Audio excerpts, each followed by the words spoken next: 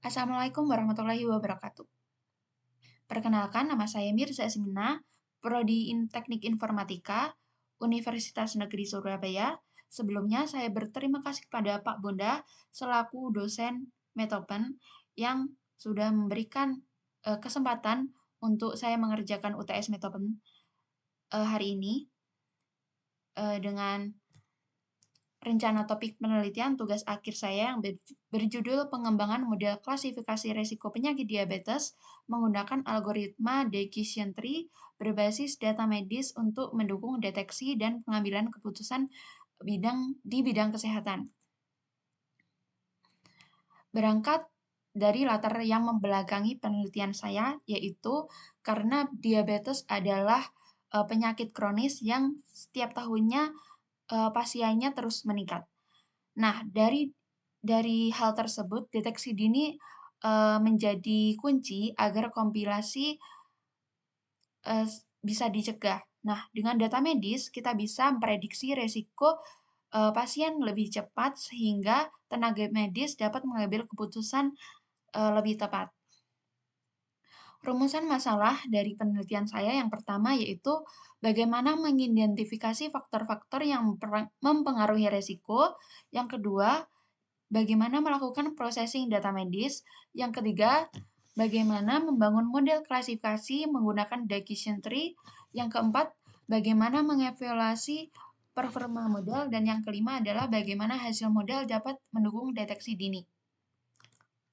Tujuan penelitian saya yang menjawab dari rumusan saya sebelumnya yaitu yang pertama dengan mengidentifikasi faktor-faktor yang mempengaruhi resiko diabetes. Yang kedua dengan melakukan processing data medis. Yang ketiga dengan mengembangkan model klasifikasi menggunakan decision tree. Yang keempat dengan mengevaluasi performa model. Dan yang kelima adalah mendukung deteksi dini dan pengambilan keputusan. Dataset yang saya ambil yaitu diambil dari Kaggle yaitu dengan judul Diabetes Dataset dari akun Prima Indians. Fitur-fitur dari dataset tersebut adalah ada pregnancies, glucose, blood pressure, skin thickness, insulin, BMI, diabetes, pedigree, function, and age, dan yang terakhir adalah outcome.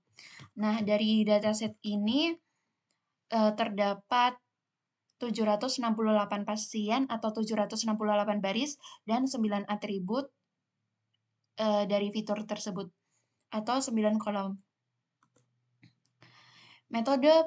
Metodologi penelitian dan algoritma penelitiannya tersebut.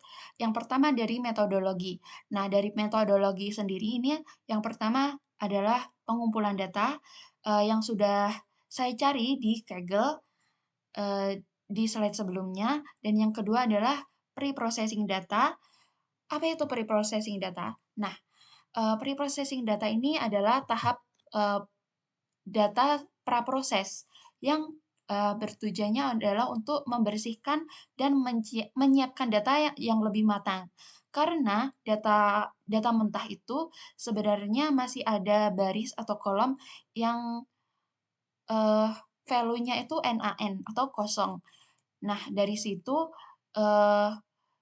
mengubah nilai yang kosong tadi atau NaN tadi menggunakan nilai median sehingga untuk data ini bisa dapat diperbarui. Nah, yang ketiga adalah pembagian data. Pembagian data ini sendiri dibagi 80/20 atau bisa disebut juga dengan 80% data training atau data digunakan 80% untuk melatih model dan 20%-nya digunakan untuk menguji model. Tujuannya agar model itu bisa diuji dengan data baru yang belum pernah dilihat sehingga hasilnya lebih objektif. Lalu pembangunan model. Di pembangunan model ini terdapat cara kerja dari decision tree. Karena decision tree baru dimasukkan di tahap pembangunan model. Nah, karena namanya tree berarti sama kayak pembentukan pohon, yaitu dengan membentuk akar dulu. Nah, akar ini adalah fitur yang paling penting dari titik awal. Contohnya dari diabetes, berarti mungkin fitur glukos atau yang lain yang sebagai faktor penentu. Misalnya, kalau fitur glukos yang lebih sebagai faktor penentu atau yang paling berpengaruh, berarti nanti dijadikan pertanyaan. Misalnya pertanyaannya adalah, apakah glukosa ini lebih besar dari 125? Nah, jika iya, berarti nanti pasien yang glukosanya lebih besar dari 125 dijadikan kolom, dan pasien yang glukosanya lebih kurang dari 125 disendirikan di kolom sendiri. Jadi, tujuannya adalah untuk memisahkan data agar lebih homogen, agar tidak bercampur-campur.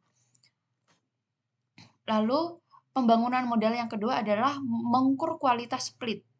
Nah, model ini dijadikan pembagian, tapi pakai rumus seperti Gini Index atau entropi. Nanti tujuannya adalah untuk memilih pembagian yang paling bersih. Misal, kelompok yang berisi diabetes saja, kelompok yang berisi tidak diabetes, tapi ada kelompok yang berisi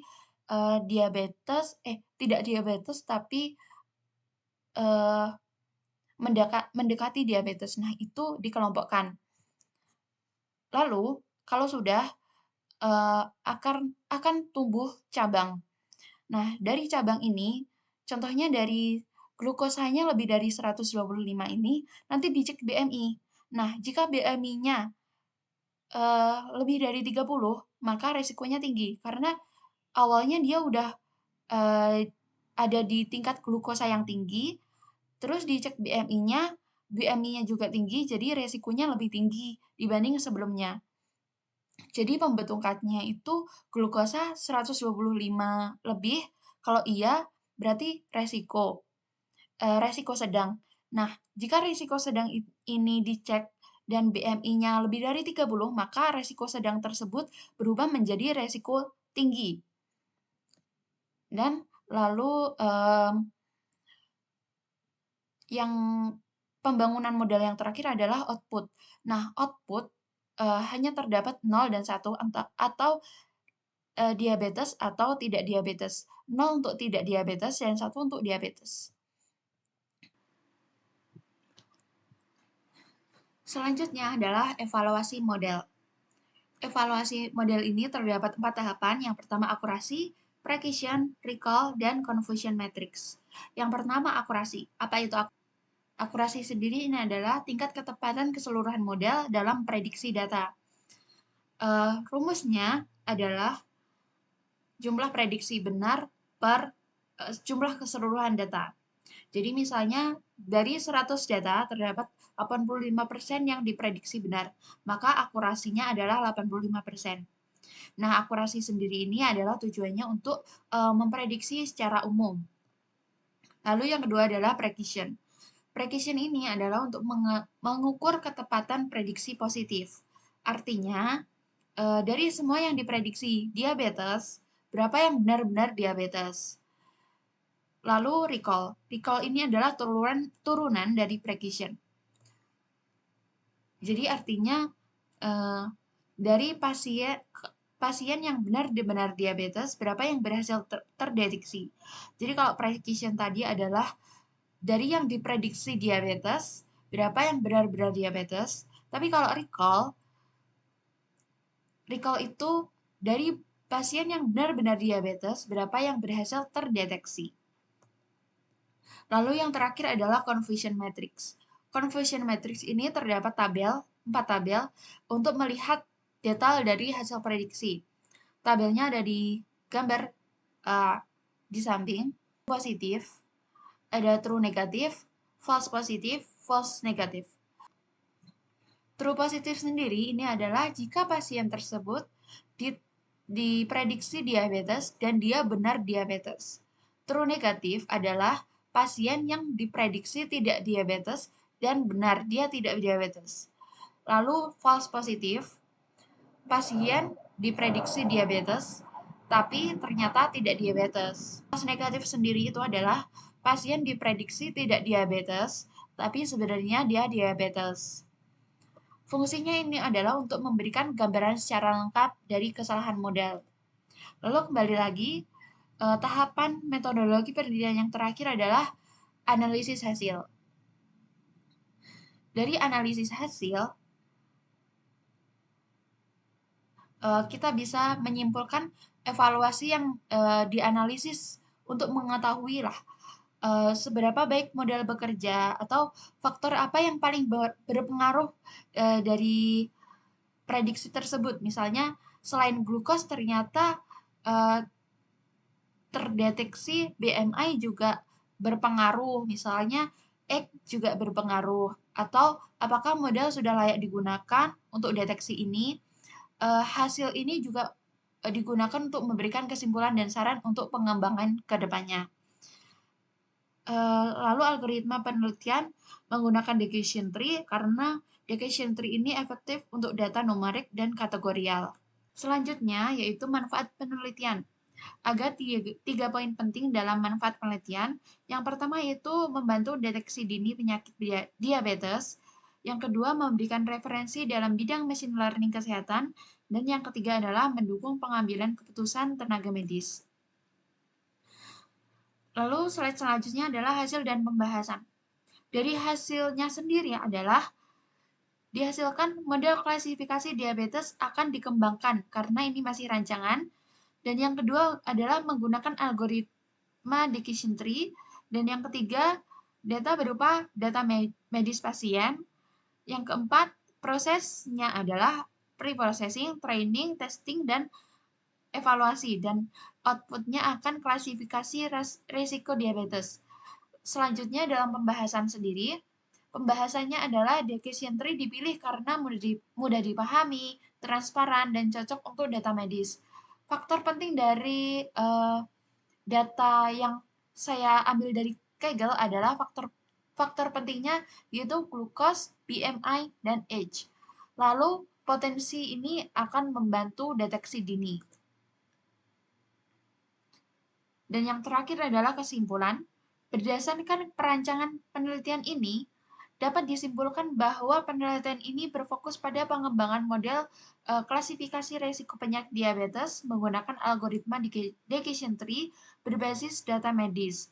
Model yang dirancang diharapkan dapat membantu dalam proses deteksi dini penyakit sehingga mendukung pengambilan keputusan di bidang kesehatan.